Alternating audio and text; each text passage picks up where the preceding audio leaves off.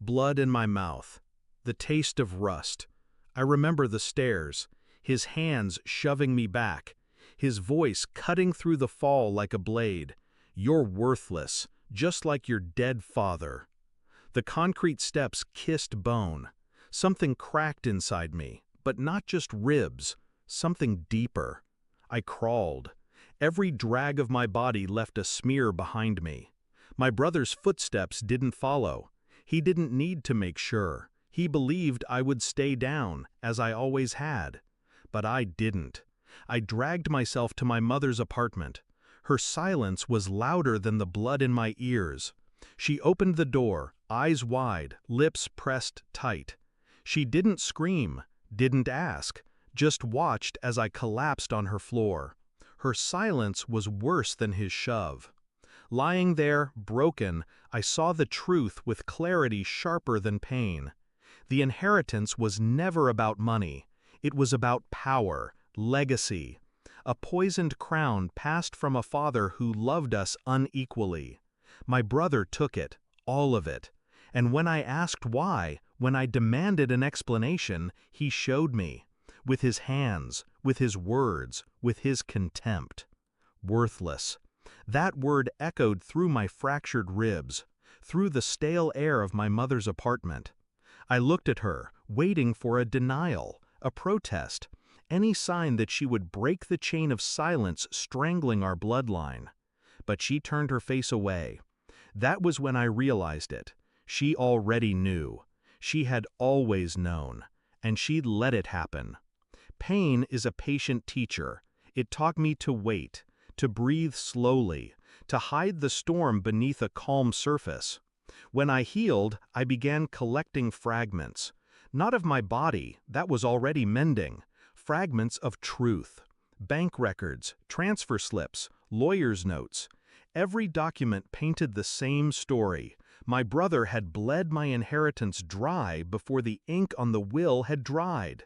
He carved me out with surgical precision, leaving me nothing but bruises. I watched him from a distance. His laughter in restaurants, his expensive suits, his hollow smile at gatherings where people called him successful.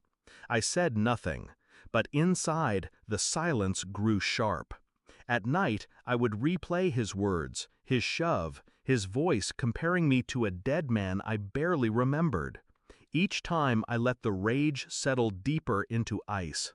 Strategy, not fire. Because revenge, to be effective, must feel like inevitability.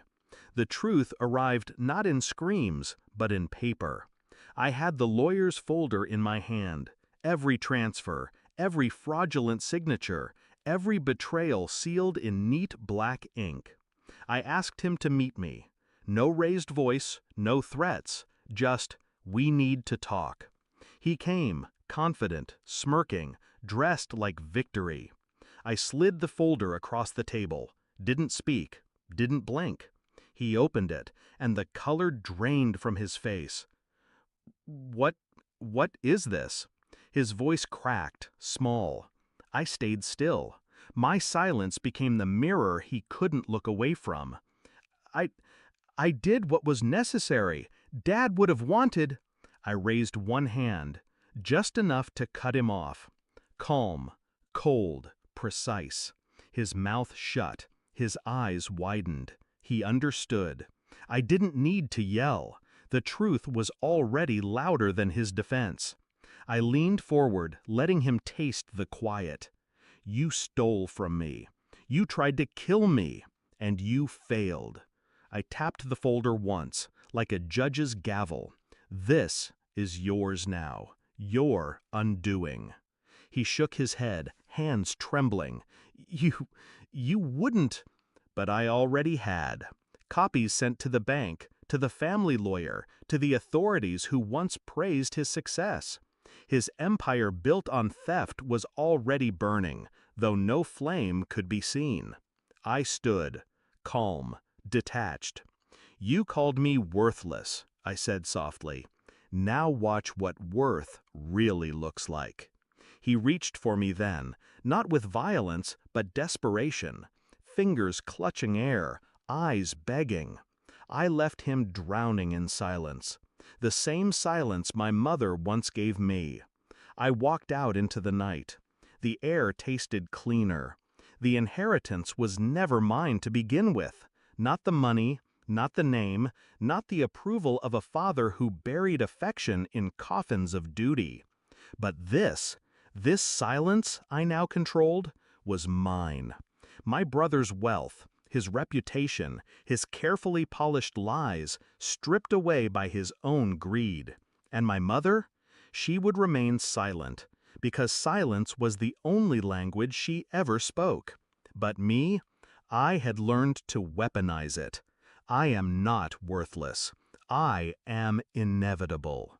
And when the silence closes around him, he will remember the sound of my voice one last time. You failed.